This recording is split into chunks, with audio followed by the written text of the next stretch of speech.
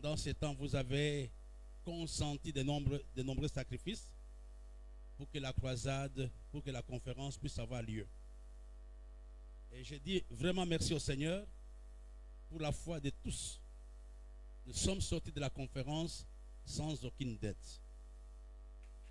Ce n'était pas évident, c'était difficile, mais Dieu nous a montré que c'était son œuvre. Ce n'était pas facile.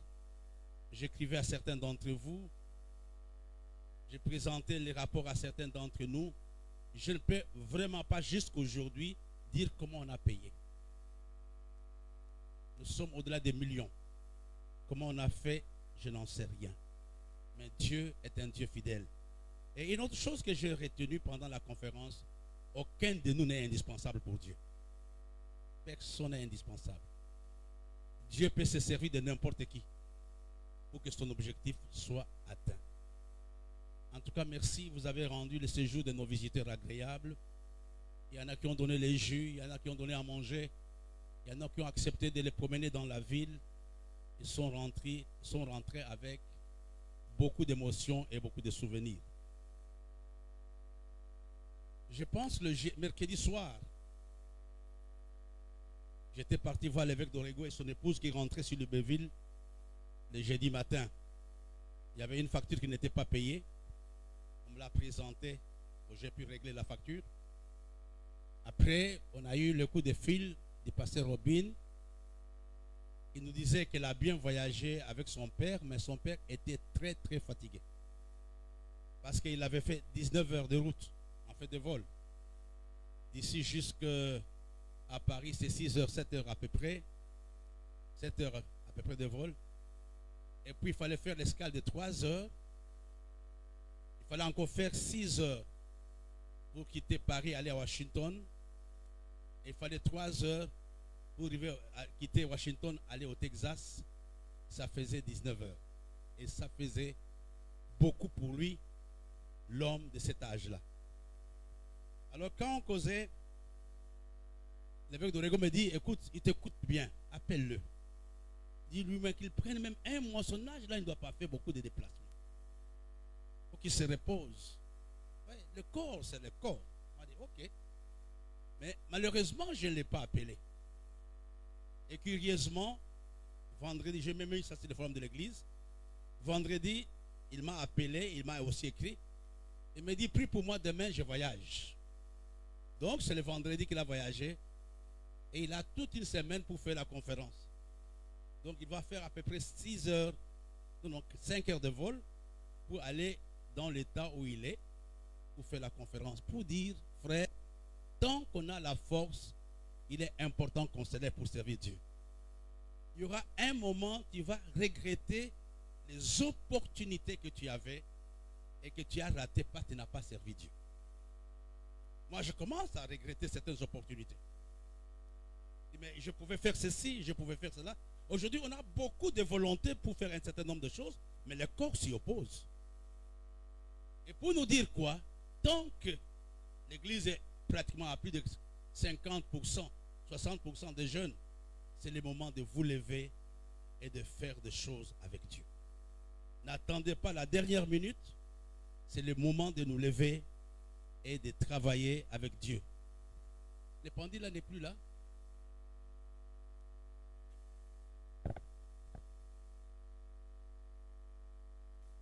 Je vais me débrouiller avec ma montre, parce que souvent il m'aide. Ce matin, le thème sur lequel je voudrais parler avec nous, c'était le même message que j'ai donné vendredi soir. Je vous donne le titre, mais je passerai d'abord à quelques petites observations avant de revenir au titre. Les observations que j'ai notées pendant qu'on travaillait, et j'ai quelques observations qui sont, à mon avis, très importantes pour ce que nous sommes en train de faire. Alléluia. Le thème sur lequel je voudrais parler avec nous, je l'ai intitulé « L'attitude à avoir face à ce que nous attendons de Dieu. » L'attitude à avoir face à ce que nous attendons de la part de Dieu. Et le texte de base sur lequel nous allons travailler ce matin, c'est le livre d'Esther au chapitre 3. Nous lirons du verset 1 jusqu'au verset 4, jusqu'au verset 14. Mais avant de revenir à cela, quand le révérend Eddy parlait, il y a des choses qui me sont arrivées à l'esprit. Alléluia. Alléluia. J'aimerais attirer notre attention sur quelques petites réalités qui sont importantes. Quand Dieu te fait la promesse, quand il y a la promesse de Dieu dans ta vie, quand il y a un appel de Dieu dans ta vie, qu'est-ce qui arrive? Alléluia. Quand il y a la promesse de Dieu, ou quand Dieu est sur le point de te bénir, qu'est-ce qui se passe? Quand Dieu est sur le point de te bénir, quand Dieu t'a fait une promesse, la première chose qui arrive, les choses commenceront à se compliquer pour toi. Alléluia. Les choses vont devenir de plus en plus difficiles.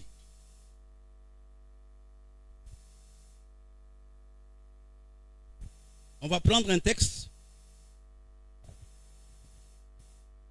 dans le livre de Néhémie.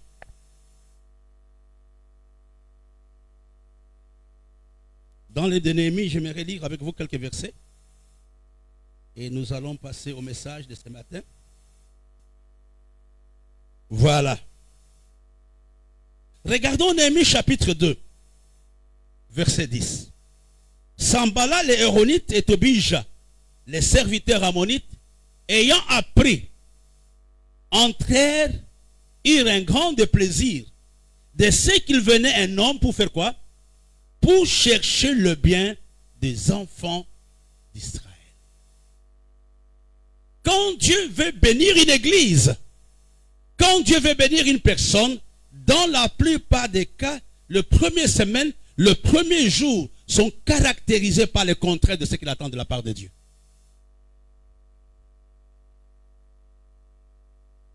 Dieu nous dit de chercher une grande salle. On n'aura peut-être pas des gens. Le diable va nous montrer le contraire de ce que Dieu veut faire. Même si vous voyez le contraire, persévérez en vous accrochant à la promesse. Même si c'est le contraire qui arrive. Dans le livre de, je crois, Marc chapitre 9, on nous parle de l'enfant lunatique que les démons jetaient dans le feu et dans les eaux. Quand le père est parti chercher Jésus, et Jésus était en route pour venir opérer la délivrance, qu'est-ce qui s'était passé? La Bible nous dit que les démons l'agitaient avec violence. Ce n'était pas avant. C'est quand le Seigneur est sur le point d'opérer le miracle que les choses compliquées ont commencé à arriver à la vie de l'enfant lunatique. Pourquoi je parle de cela? Je crois que le pasteur nous a dit, peu importe les choses que nous verrons, peu importe les situations par lesquelles nous passerons, ce qui est important pour nous, c'est de nous attacher à la promesse. C'est de nous attacher à ce que Dieu a dit. Même si ce n'est pas dans l'immédiat, ce n'est pas aujourd'hui, mais mon Dieu l'a dit. C'est ce qui est important pour moi. Il te montrera la salle vide. Il va te montrer ton compte vide. Ce n'est pas un problème. Dieu a dit que j'aurai. Dieu a dit que je me déplacerai. C'est ce qui est important. C'est de savoir que peu importe les situations difficiles, peu importe les situations compliquées par lesquelles nous passerons, nous allons nous attacher à la parole de Dieu. Peu importe. Même si mon corps ne répond pas. comme ce fut le cas de Sarah. Son corps avait dépassé l'âge d'enfanter. Mais comme Dieu l'avait dit, ils se sont accrochés à la parole de Dieu. J'aimerais ce matin vous inviter à relire chaque fois, tout ce que nous avons reçu comme révélation pendant la conférence. Même si le diable te parle, tu dis non, Dieu m'a dit. L'archevêque a une très grande maison. Il avait la première maison qu'il avait vendue. Et la deuxième maison, il venait de l'Afrique. Il rentrait de l'Afrique. Dieu lui dit, écoute, c'est le moment pour toi, je vais te donner une grande maison. Il a dit, mais comment? Dans combien de jours? Il a dit, dans quelques jours, tu auras une grande maison. Mais dans le compte, il n'y avait rien. Il a quitté l'aéroport pour aller chez lui. Et non loin de l'aéroport, il a vu une très très grande concession. Une grande maison. Il a pris sa voiture pour aller. Il a sonné au portail. Un monsieur est sorti. Il a dit, je vais voir le propriétaire. Il a dit, le propriétaire c'est moi. Il a dit, mais alors venez avec moi. Ils sont entrés dans le salon. Ils ont commencé à causer. Et l'archevêque lui dit, écoute, je suis venu t'annoncer que je vais acheter ta maison. Donc elle sera la mienne. Le monsieur était un peu troublé. Il a dit, écoute, je ne vends pas la maison. Je ne te connais pas. Tu arrives tout simplement que tu vas prendre ma maison et tu es devenu fou. Il a dit, non, non, quand je venais, Dieu m'a dit, ta maison est là. Le monsieur a commencé à rire. Il a dit, effectivement, dans ces pays, on commence à avoir des fous. Il a enlevé la carte de visite. Il a dit, écoute, on ne sait jamais, je te la donne. Au jour où tu auras à cœur de vendre la maison, appelle-moi. Le docteur Charles est rentré chez lui. Et quelques temps après, les enfants de ces messieurs sont arrivés. Ils ont trouvé leur père en disant, écoute papa, maman est morte. Maintenant tu vis seul. Et chacun de nous est très loin. Personne ne peut s'occuper de toi ici. Nous préférons te prendre, que tu changes d'état et que tu viennes là où nous vivons. Donc nous te conseillons de vendre la maison. Le monsieur a dit, ah, pas plus qu'hier, il y a un monsieur qui est venu pour acheter la maison. Je vais l'appeler. Il a pris le téléphone, il a dit, écoutez monsieur, effectivement tu as raison, je suis en train de vendre ma maison.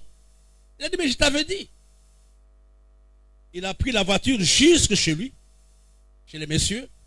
Et quand il est arrivé, il a dit, voilà, le monsieur a fait le tour de la concession, il lui a montré, etc. Et puis il a demandé, tu vas la vendre à combien? Il a donné le montant, $1 million. Docteur Charles lui dit, je n'ai pas cet argent. Il a dit, mais tu n'as pas cet argent comment? Tu vas acheter ma maison gratuitement? Il a dit, non, je vais l'acheter, mais je n'ai pas pour le moment l'argent. Alors le monsieur lui a dit, mais tu as combien? Cash. Il a dit, cash, 0 cash. Il a dit, mais là, ça devient sérieux. Mais je t'ai dit que je vais l'acheter au prix que toi, tu vas donner. Le monsieur était infondé de pouvoir à la retraite. Est-ce que vous me suivez? Est-ce que vous me suivez? Il était fondé de pouvoir à la retraite. Il a dit, bon, si je prends un crédit, tu seras remboursé. Il a dit, oui, oui, oui, oui, oui, je serai remboursé. Le monsieur a fait tous les papiers en son nom. Il a pris un grand crédit. Il a dit au docteur Charles, voilà, je viens de prendre le crédit. Le docteur dit, écoute, mets dans ton compte. Il a mis dans ton compte. La maison est devenue la propriété du docteur Charles. Et une semaine après, quelqu'un lui a fait une grande offrande et il a pu rembourser les crédits en banque. Vous n'avez pas compris. Quand Dieu a dit, considère que la chose arrivera. Là, c'est la première chose que j'aimerais qu'on retienne. Et quand il y a la promesse de Dieu, il y aura des combats. Il y aura des choses qui seront contraires. J'aimerais lire un autre texte avec vous. Dans le livre de Josué. Et là, on va les lire comme une déclaration. Josué, chapitre 21. J'aimerais que les guerriers de la prière ou de la lecture se lèvent. Josué chapitre 21, verset 45. Ceux qui peuvent se lever peuvent se lever. Et nous allons le lire. À la place maison d'Israël, on mettra le centre missionnaire Les Rochers. Levez-vous s'il vous plaît. On va les lire ensemble. Josué chapitre 21, verset 45 à 2, nous lisons. À la place des maisons d'Israël, mettez centre missionnaire Les Rochers ou bien Les Rochers. À 2, nous lisons une fois et deux.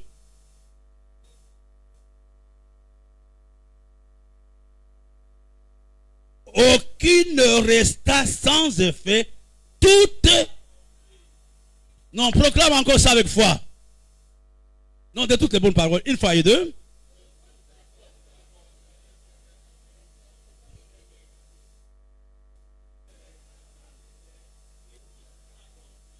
Tout s'accomplit. Alors, baissons nos têtes. Tendons nos mains vers le Seigneur. Dis Seigneur, comme le révérend l'a dit, de tout ce qui a été dit pendant la conférence, nous voulons voir l'accomplissement. Nous voulons voir l'exode. Nous voulons voir le déménagement. Au nom de Jésus, puis ensemble.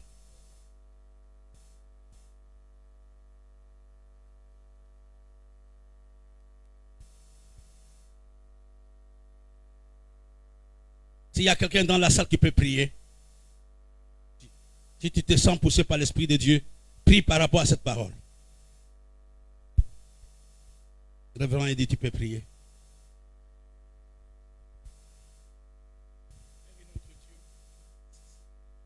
Parce que tu es fidèle à ta parole. Parce que tu es fidèle à ta parole, Seigneur. Merci, ô Dieu, parce que de toutes les bonnes paroles que tu as dites, Seigneur, sur cette communauté, le centre missionnaire Le Rocher, Seigneur, cette parole s'accomplisse au nom de Jésus. Cette parole se manifeste au nom de Jésus. Nous te bénissons pour cela, Seigneur, au nom de Jésus. Amen. Lisons un autre texte dans le livre de Psaume 138, au verset 2. C'est un des psaumes que j'ai connu quand j'étais même pas encore ancien. J'aimais bien ce verset. Psaume 138, verset 2. Si vous l'avez trouvé, on peut le lire. À deux, nous lisons une fois et deux. À deux, nous lisons une fois et deux. Je me prosterne dans ton saint temple et je célèbre ton nom à cause de ta bonté. Lisons maintenant. Car ta renommée. Lisons encore. Car.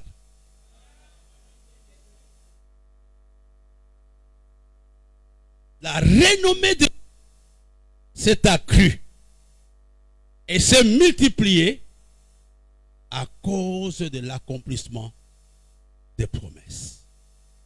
Alléluia. Alors c'est à la bonne nouvelle. L'attitude à avoir face à ce que nous attendons de Dieu. Et nous allons partir dans le livre d'Esther. Esther chapitre 3.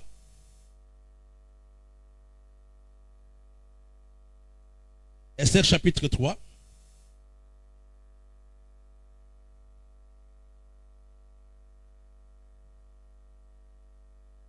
Non, excusez-moi, pas Esther. Le livre de Ruth, excusez-moi. Ruth chapitre 2. Du verset 1 jusqu'au verset 14. Pas Esther, excusez-moi. Esther, plutôt Ruth, chapitre 3, verset 1 jusqu'au verset 14. Ruth, chapitre 3, verset 1 jusqu'au verset 14. Mais on ne va pas tout lire. Comme je l'ai fait dimanche, plutôt vendredi, j'aimerais d'abord vous donner quelques petites réalités qui sont importantes pour les hommes et les femmes qui veulent voir le miracle de Dieu s'accomplir dans leur vie. La première réalité, parmi les choses que Dieu aime dans la vie des chrétiens, Il aime ceux qui écoutent sa parole et qui obéissent à sa parole. Parmi les choses que Dieu aime, observe dans la vie des chrétiens, il aime les hommes qui sont capables d'écouter.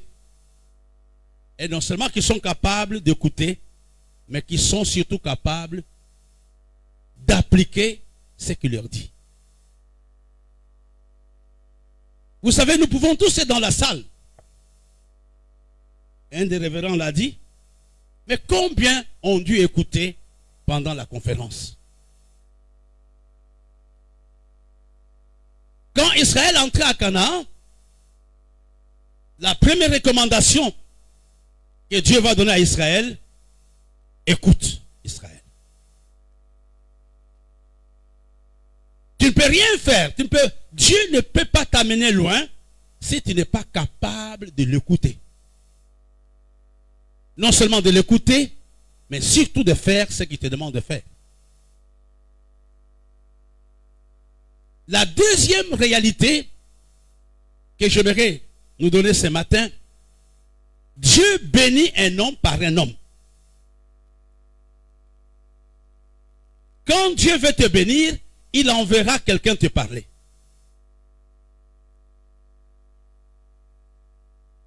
C'est la raison pour laquelle il a mandaté ses serviteurs pendant la conférence pour nous parler.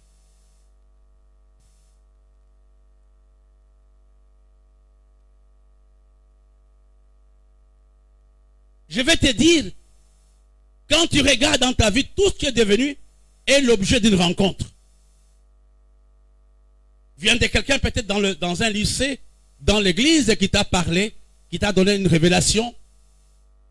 Et pas tu as obéi à ce qu'il t'avait dit. Et aujourd'hui, tu es arrivé au niveau où tu es. Et c'est la raison pour laquelle je l'ai dit vendredi, nous ne devons pas nous considérer comme étant les détenteurs de la vérité. Parce qu'il y a des gens qui pensent qu'ils connaissent tout. Même si des fois ils ne connaissent même pas. Il est important d'écouter l'autre. Mon pasteur avait l'habitude de dire une chose. Que si l'âne qui n'a pas le Saint-Esprit pouvait conseiller un prophète, à combien plus forte raison un enfant de Dieu qui a le Saint-Esprit ne peut-il pas conseiller un autre? L'âne a conseillé, l'âne n'a pas le Saint-Esprit. Mais il a parlé au prophète Balaam. Mon frère et ma soeur, toi qui m'écoutes ce matin, fais attention à ce que les autres te disent. C'est vrai, notre nature humaine, c'est de rejeter ce que les gens nous disent. Je ne suis pas d'accord, mais finalité, on réalise que non, mon frère ici avait raison, il fallait que je l'écoute. Dieu bénit un homme par un autre homme en donnant les instructions à la personne. En disant, va faire ceci, va dire à la personne, c'est moi qui l'envoie. C'est pour toi une grâce. Quand quelqu'un vient te parler de la part du Seigneur. C'est pour toi une grâce quand quelqu'un te fait des observations. Et souvent, nous n'aimons pas les observations. On s'énerve même. Moi-même, j'essaie. Vous savez quand je me suis repenti? Non. Si Dieu m'a donné une parole pour toi, il faut l'appliquer. Alléluia. Alors, la personne qui vient te parler, nous l'appelons la connexion divine pour ta destinée. La connexion divine pour ta destinée. Donc, il est important pendant ce temps, je vais revenir là-dessus après, que nous puissions dire, Seigneur, mets sur notre chemin des connexions qui peuvent nous amener dans ce que tu as promis. Tout à l'heure, je lisais la Bible. Quand le pasteur, quand les révérends dirigeaient la prière, Dieu m'a mis à cœur l'histoire des enfants des prophètes. Vous connaissez ça? Qu'est-ce qu'ils voulaient faire? Ils voulaient agrandir l'endroit où ils étaient. Ils se sont dit, l'endroit où nous sommes est à l'étroit. Ils ont pris une décision commune. Pour faire quoi? C'est dans le livre de 2 Rois, chapitre 6. Pour faire quoi? Pour agrandir. Ils ne se sont pas limités à la décision, mais ils sont partis chercher le bois. Alléluia. Mais quand ils partaient, c'est là qui est aussi important, ils n'ont pas laissé Élisée. Élisée n'était pas à mesure de travailler, parce qu'il était déjà vieux. Pour vous montrer la puissance de l'unité, ils ont dit, viens avec nous. Il y a des choses qu'on peut faire, le pasteur l'a dit, mais deux fois, nous avons besoin de la sagesse des autres. Alléluia. Ils ont appelé Élisée en disant, non papa, il est important que tu viennes avec nous. C'est la raison pour laquelle ne dites pas non, ça on ne dit pas à l'évêque, ça on ne dit pas au pasteur, on va gérer seul. Il y a des choses qui t'échappent, frère. Avec tes yeux, tu ne peux pas les voir. Mais il faut quelqu'un qui est passé par ce chemin pour te dire que ceci n'est pas juste. Ils ont appelé Élisée pour aller avec. Ce n'est pas mon message. Quand ils ont commencé à travailler, c'est ce que je voulais vous dire. La hache avait fait quoi? Était tombée. Quel était le cri de la personne? Hein? Elle était empruntée, elle n'était pas pour nous. Et vous comprenez, dans cette opération, nous devons avoir des connexions. On ne va pas se limiter à nous-mêmes. Dieu peut mettre à cœur quelqu'un pour te dire, Marie-Josée, contacte cette personne. Appelle telle personne, il peut vous aider à voir la salle. Va dans tel cabinet. Il a crié, il a dit, mais non, la hache que nous avons utilisée pendant l'opération n'était pas à nous. Donc nous voulons que pendant cette saison, que Dieu mette sur notre parcours les connexions, les hommes qui peuvent nous donner des haches, des hommes qui peuvent nous donner des chèques, des hommes qui peuvent nous donner de l'argent pour que nous allions dans le lieu que Dieu a préparé pour nous. Revenons à notre message de ce matin. L'attitude à avoir face à ce que nous attendons de Dieu. Il y a un texte que nous avons vu le vendredi dans le livre de Hébreux chapitre 4 verset 2. Parce que là, je pasteur Eddy, vous pouvez m'aider?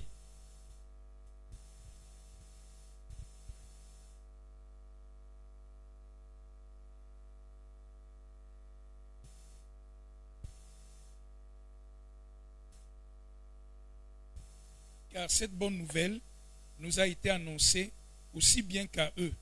Mais la parole qui leur fut annoncée ne leur servit de rien parce qu'elle ne trouva pas de la foi chez ceux qui l'entendirent. Merci. La Bible nous dit clairement que la parole qui leur avait été annoncée n'avait servi à rien. Pourquoi? Parce que les gens n'avaient pas confiance dans ce qui avait été dit. La première attitude que Dieu attend de nous, c'est avoir confiance, avoir foi dans tout ce qui a été enseigné, dans tout ce qui a été proclamé pendant la conférence. Comment ça va arriver? Je n'en sais rien. On dit à Marie qu'elle va être la mère de Jésus. Elle a dit, je suis la servante du Seigneur, que me soit fait selon ta volonté. Tu nous as demandé de bouger. Je me rappelle le vendredi quand il m'a appelé, il m'a dit c'est le moment de faire ce que je t'ai demandé de faire. N'attends pas, parce que la saison peut s'arrêter. La première attitude que tu dois avoir quand tu attends quelque chose de la part de Dieu, c'est être un homme et une femme de foi. Non seulement être un homme et une femme de foi, surtout avoir dans ton cœur l'espérance. Parce qu'il y a une différence entre la foi et l'espérance. L'espérance, ça tend toujours. L'espérance est une disposition qui m'amène à m'attendre toujours à une bonne chose. Dans l'espérance, il n'y a pas l'échec. Dans l'espérance, il n'y a pas la maladie. Je m'attends à la grande salle. La première chose, la première attitude, être un homme de foi et être plein d'espérance pour que ce que Dieu m'a promis arrive à se concrétiser. La deuxième attitude,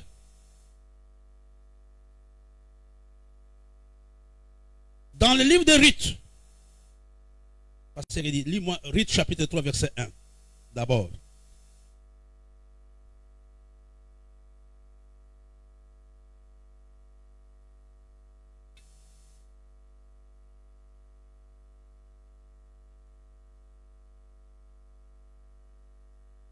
Assurer ton repos afin que tu fusses heureuse.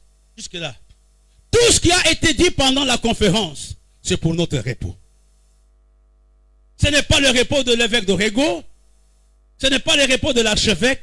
Tout ce qui a été enseigné, c'est pour notre repos, et non seulement pour notre repos, c'est pour que nous soyons heureux. Un jour, quand nous étions à Bali, sous la tente, l'église était pleine. Il y avait beaucoup de gens. Et à la fin du culte, Christian Manga est venu me voir. Il était content, il est venu, il m'a embrassé. Il a dit, je me sens à l'aise parce que nous sommes nombreux aujourd'hui. Ça, je n'ai pas oublié. Quand Dieu bénit l'église, tu seras heureux. Dis-moi amen. Quand Dieu fait de bonnes choses, tu seras heureux. Non seulement heureux, mais tu seras aussi dans le repos.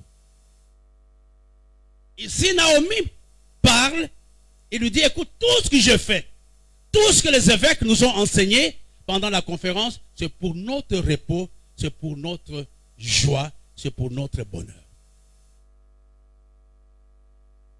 Et maintenant, Boaz, avec les servants duquel tu as été, n'est-il pas notre parent? Voici, il doit vanner cette nuit les orges qui sont dans l'air. Et n'oublions pas, le texte que nous sommes en train de voir intervient après la première visite de Ruth dans les plantations de Boaz. La Bible nous dit, excusez-moi, je vais lire ça.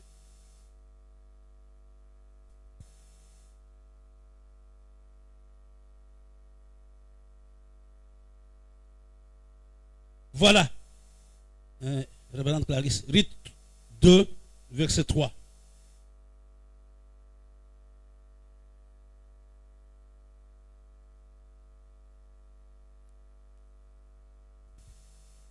Elle a glané dans un champ derrière les moissonneurs. Et il se retrouva par hasard que la pièce de terre appartenait à... Tu attends un bébé, tu attends un voyage, il est important de visualiser ton désir. Qu'est-ce que tu attends? Qu'est-ce que nous attendons? Nous attendons la grande salle. Et si on demande à Mathias, il ne va pas hésiter. Il est même venu me voir, je l'aime bien parce qu'il me fait dormir. Il est venu me voir, il me dit, tu veux que la salle soit de quel côté? Moi, je dis, papa, cherche d'abord. Dès que tu trouves, tu viendras me dire. Hein? Oui, j'étais content. Il était parmi les premiers à me dire de quel côté. Et puis une autre maman est venue me voir, il a dit, mais moi je préfère que ça ne soit pas loin d'ici. Hein? Elle était limitée déjà.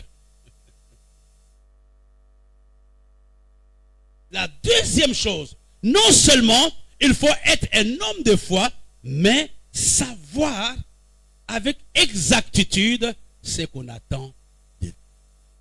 Tu attends de Dieu. Et tu rentres à Pointe-Noire, ou bien que tu aies une nouvelle maison à Douala, ou tu veux te fiancer à Douala. Tu dois savoir.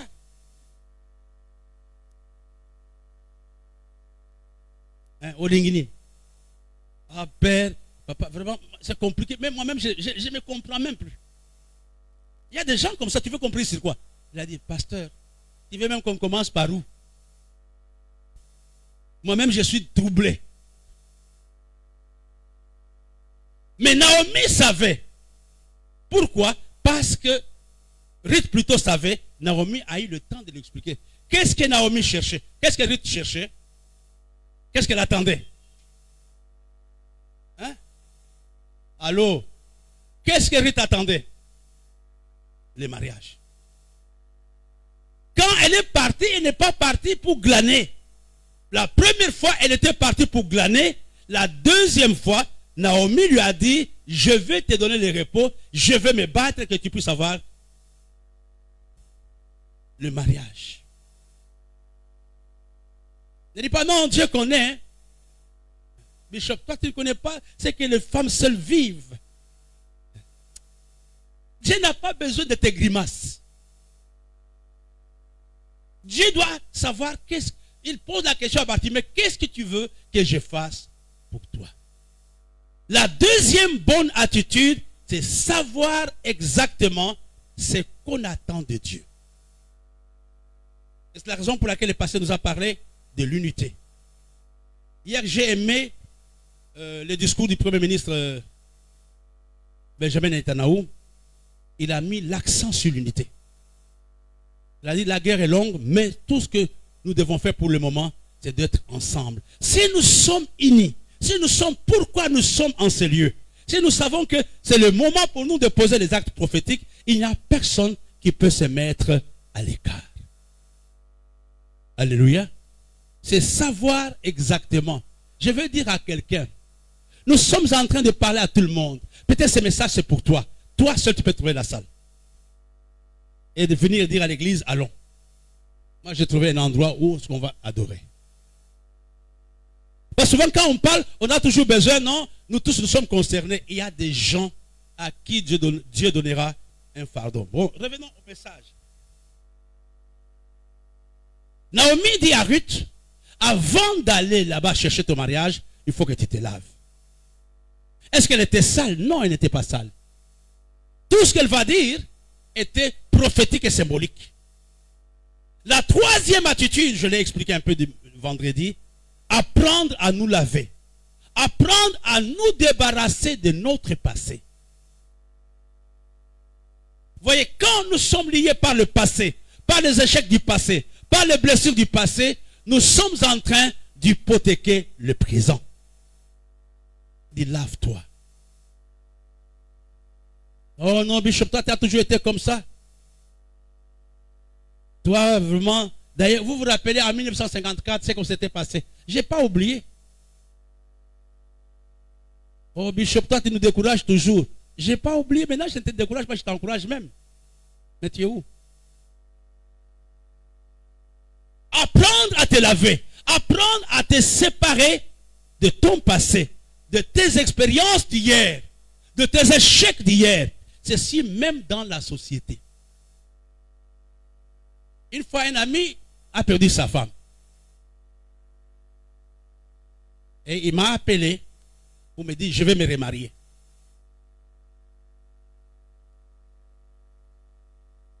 Alors j'ai appelé l'archevêque. Il a dit, quel est le temps pour se remarier pour un pasteur, pour un évêque, pour un frère? Il faut combien d'années pour se remarier?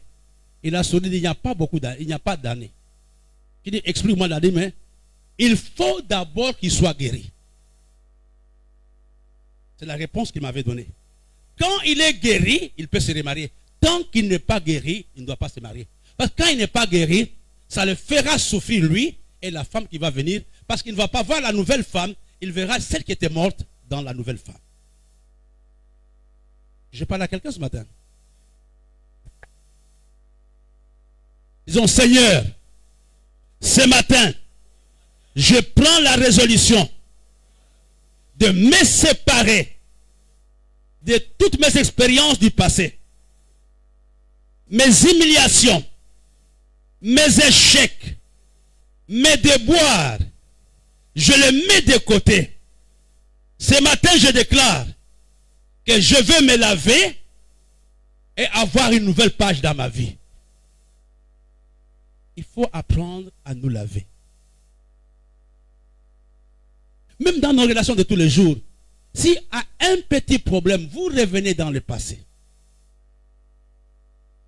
ça signifie, sans vous en rendre compte, vous n'avez jamais pardonné. Vous avez fait semblant de pardonner, mais vous êtes un homme rancunier et aîné. Il dit, lave-toi. Si nous voulons avoir une nouvelle salle, on n'a pas besoin de regarder à nos échecs d'hier. À combien de gens ne vont pas s'engager? on a besoin de marcher selon la promesse de Dieu. Alléluia. Alléluia. Je parle à quelqu'un qui est prêt pour se laver. Chaque jour, tu dois te laver. Regarde, aujourd'hui, tu peux même pleurer à cause de la déception d'hier. Tu es en train de pleurer. Ce n'est pas que... Il n'y a aucun nouveau. Il n'y a pas un nouvel élément aujourd'hui, mais tu pleures à cause des choses d'hier. Vous vous rappelez, j'ai donné le témoignage plusieurs fois. J'avais un couple il y a très longtemps. Il y a des moments, le monsieur ne donnait plus la ration à sa femme. Et il m'appelait par mon fils. Les deux m'appelaient mon fils. Il y avait des moments, il donnait beaucoup d'argent à la femme. Et il y a des moments, il ne donnait plus rien. Et la maman venait me voir, elle a dit, non, appelle un peu ton papa, il ne me donne pas l'argent. Je l'ai appelé, dit, mais pourquoi tu ne donnes pas l'argent à la maman?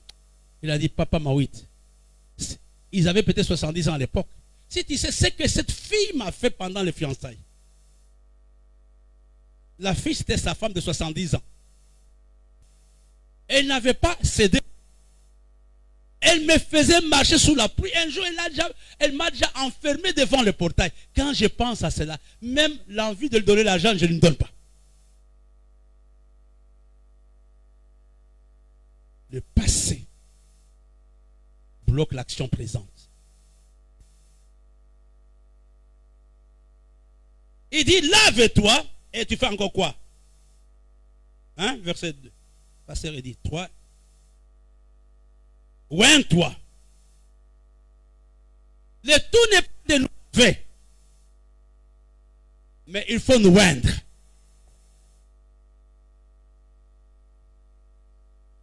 Et on en a besoin pendant cette saison. Il y a la foi. Il y a nos expériences du passé que nous devons oublier. Il y a l'attente positive. Mais la troisième chose, c'est l'onction de Dieu. L'opération dans laquelle nous sommes nécessite l'onction de Dieu. Je vous donnerai quelques points que j'ai notés par rapport à l'onction. J'ai noté 6 petits points que vous connaissez. La première chose, l'onction est une capacité surnaturelle qui nous permet d'accomplir la mission et la vision de Dieu. Tu ne peux pas accomplir la mission ou la vision que te donne sans l'onction de Dieu. Tu ne vas pas t'appuyer sur ton expérience pastorale, sur tes diplômes. Non, tu as besoin de l'onction. Si David a pu tuer Goliath, c'est parce que David avait l'onction. C'est une capacité surnaturelle qui me permet d'accomplir, je dis bien le mot accomplir, la mission que Dieu m'a confiée. Dieu nous a donné une mission de partir de ces lieux et nous avons besoin de l'onction de Dieu. Le deuxième aspect de l'onction, c'est quoi l'onction?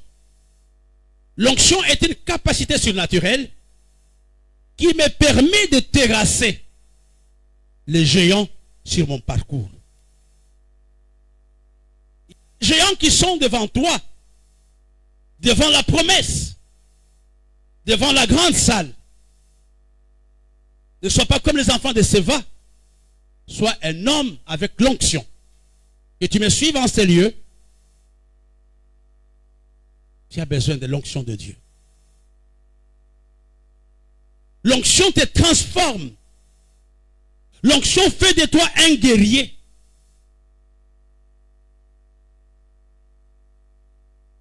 La troisième chose, parce que nous sommes en train de parler de l'onction,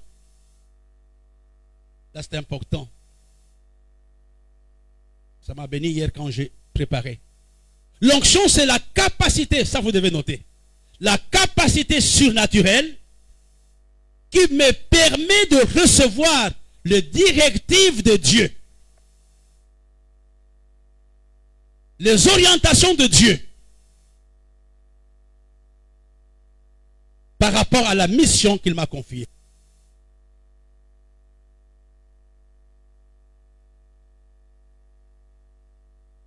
Ne pensons pas que c'était par hasard que David avait choisi le Pierre.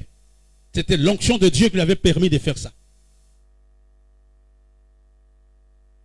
Quand tu as l'onction, tu vas recevoir la parole de Dieu et la communiquer aux autres. Et pour cette saison, je me rappelle pour entrer dans cette salle, il y a quelques années, on avait dépensé, pour entrer, l'argent qui avait été demandé, c'était 8 millions. Et je ne peux pas vous dire comment on avait eu cet argent. 8 millions, je dis bien, cash. Et c'est la raison pour laquelle ne cherchez pas le conseil de tout le monde. Il y a des gens qui n'ont pas l'Esprit de Dieu qui vont vous mettre hors du plan de Dieu. L'onction vous permet de recevoir les directives de Dieu, les recommandations de Dieu par rapport à la mission que Dieu vous a confiée.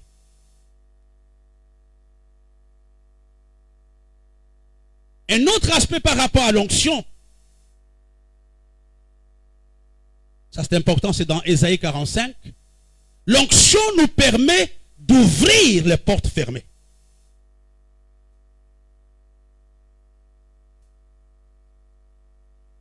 Quand les portes sont fermées, l'onction peut t'aider à ouvrir les portes.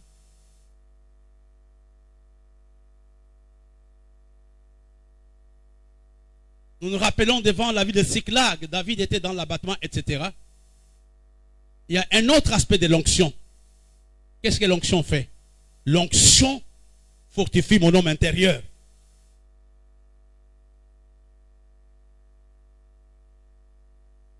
Quand je suis dans l'abattement, il y a des moments, il n'y a personne avec toi, mais l'onction de Dieu te permettra d'être fortifié.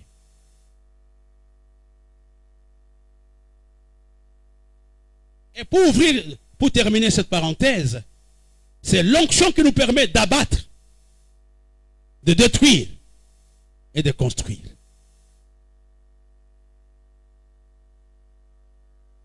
Et vous comprenez ce matin, frères et sœurs,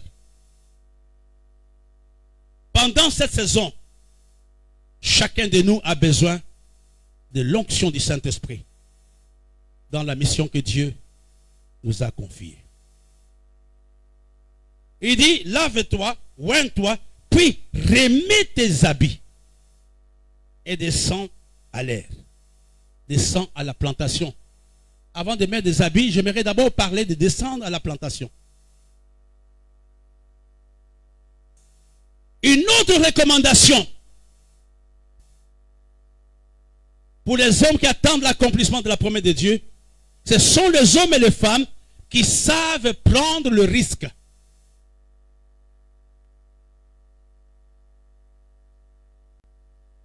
Regardez, il dit à la femme, écoute, je te donne des conseils, maintenant il faut passer à l'opération. Et la mission n'était pas facile, parce qu'il ne fallait pas qu'on la voie. Quand nous ne sommes pas prêts à sortir, quand nous nous plaisons dans notre salle, dans notre zone de confort, il est difficile que la promesse s'accomplisse. Il y a un prix que tu dois payer. Prendre le risque.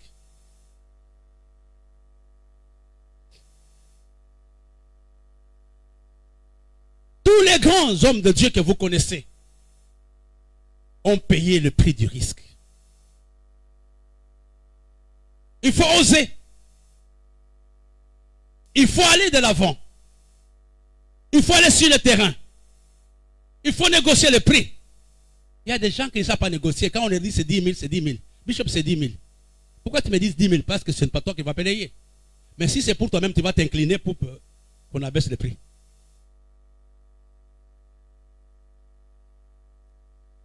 Le risque. La foi, c'est le risque. Pour organiser la conférence, c'est un risque que nous avons pris. Si on avait regardé à l'état de la caisse, on ne ferait pas la conférence.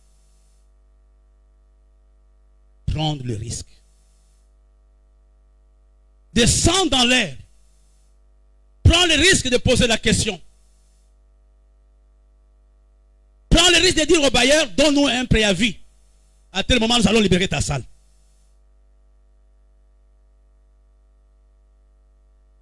Il est important de prendre le risque dans la vie. Les gens du monde disent qu'ils ne risquent rien, n'a rien. Être capable de prendre le risque, d'aller dans le studio Marie et de demander ça va nous coûter combien pour l'enregistrement. Et tu dis, bon, est-ce que c'est 1 million? On l'a dit, d'accord, 1 million. Est-ce qu'on peut donner d'abord 300 et quand notre chant va sortir, on va payer les restes? Il faut prendre le risque.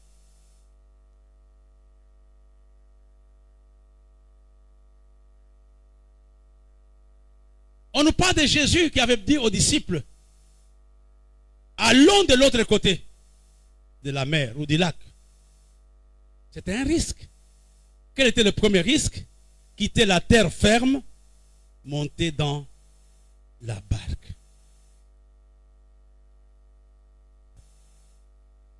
C'est à cela que Dieu nous appelle ce matin. Que toute l'Église soit prête à prendre les risques.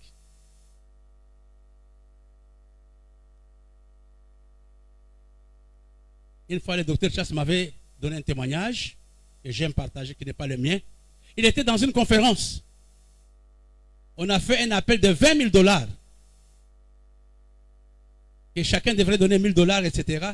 Il n'y a eu que 2 personnes qui se sont levées. C'est quoi changer le vêtement?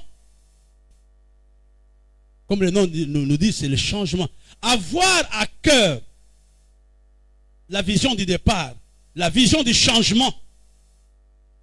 Et cette saison, nous n'allons pas la finir ici. Et tous les actes que je poserai seront faits par rapport au changement que j'attends de la part de Dieu. Alléluia. Je vais terminer parce que nous devons respecter les timings.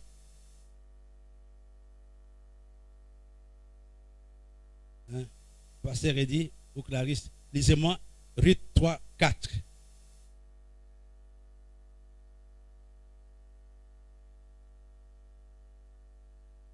Et quand il ira se coucher, observe le lieu où il se couche. Ensuite, découvre ses pieds et couche-toi. Il te dira lui-même ce que tu as à faire. Il y a 2 mots-clés que j'aimerais vous donner avant de terminer. La première chose, il dit observe. Un homme qui attend l'accomplissement des promesses de Dieu est un homme qui doit observer. Observe. Il y a des choses qui peuvent te montrer que c'est la bonne saison. Regarde au temps. Regarde aux circonstances. Qu'est-ce que Dieu veut que je fasse pendant ce temps? Il y a des gens qui sont comme des enfants qui n'observent pas, qui marchent comme ils veulent. Mais il est important d'observer. Et pour terminer, il dit,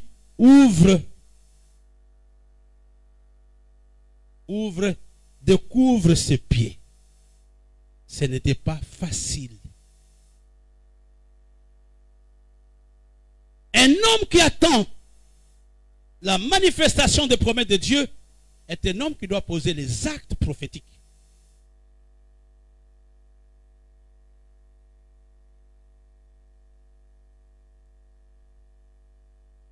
Et vous savez, quand vous voulez que Dieu vous bénisse, vous devez apprendre à poser les actes prophétiques. Et c'est ça que l'archevêque nous a enseigné pendant toute la semaine, les actes prophétiques. C'est le révérend Boulou qui m'avait rappelé cela. Il avait parlé des actes prophétiques, c'était vendredi. Je ne sais pas si Ben peut se rappeler. Et après les cultes, le pasteur Boulou est venu me voir. Il a dit, le pasteur Sidonie n'a pas transmis la pensée du docteur Charles. Tu te rappelles, pasteur? Il avait parlé des actes prophétiques le vendredi. Mais ça n'avait pas été traduit littéralement. Je vais d'abord avoir les petits papiers, pasteur, les cartons là.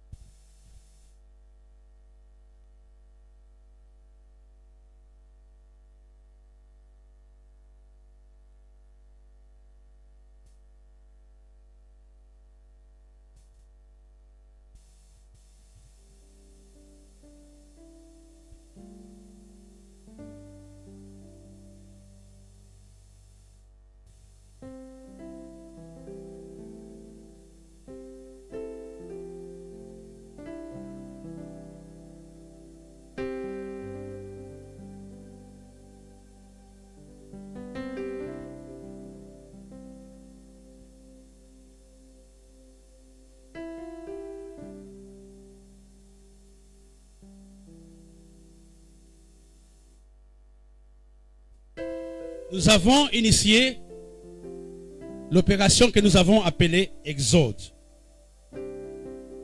Ou sortie ou départ. On aura 3 jours de prière.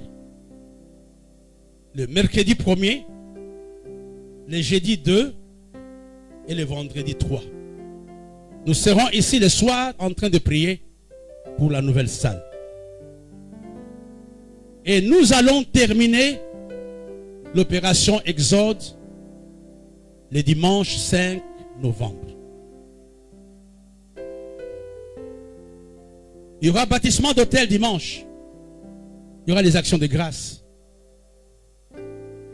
Mais pour les gens qui sont sensibles, selon les recommandations du prophète qui nous a donné, nous allons faire une offrande prophétique du déménagement. Je ne sais pas avoir des enveloppes s'il y en a. Souvent celles que vous n'utilisez pas. Il n'y a pas de ça d'enveloppe, même déjà.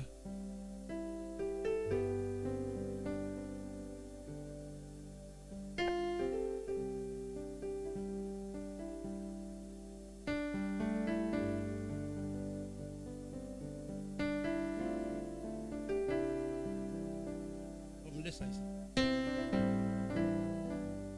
Je disais que tous, nous serons à l'église mercredi. On aura Sainte-Seine mercredi. Nous serons à l'église jeudi. Nous serons à l'église vendredi. Et nous allons terminer l'opération Exode le dimanche par les actions de grâce, par les baptissements d'autel et par l'offrande prophétique. Qu'est-ce que le docteur avait dit? Il a dit, il y aura des volontaires parmi vous. Je ne parle pas à tout le monde. C'est la raison pour laquelle quand vous venez, vous savez à quoi vous vous engagez. Vous prenez cette enveloppe seul en disant, c'est mon argent pour le déménagement. Alléluia. Alléluia. Vous êtes tellement sérieux. Alléluia. C'est comme, tu peux dire, voilà, je donne autant. On ne va pas te dire les montants. Tu peux te dire, voilà, je pense que les loyers, on va nous demander 2 millions. Je vais mettre dans mon enveloppe 2 millions, 1 million. Tout dépend de toi et de Dieu. Et cette enveloppe, nous viendrons avec le dimanche. Et nous présenterons la première offrande de départ dans la salle. Quand on va dépouiller toutes les enveloppes, on présentera ça à Dieu. Et voici, nous avons eu autant. Passe par ces offrandes pour que nous puissions avoir l'argent de la salle. Si vous êtes là, si vous êtes partant, venez prendre l'enveloppe pour l'offrande prophétique de dimanche. Selon le montant que Dieu vous mettra à cœur. L'enveloppe, c'est dimanche 5 novembre, c'est ce qu'on avait dit. Si vous êtes là, venez prendre l'enveloppe.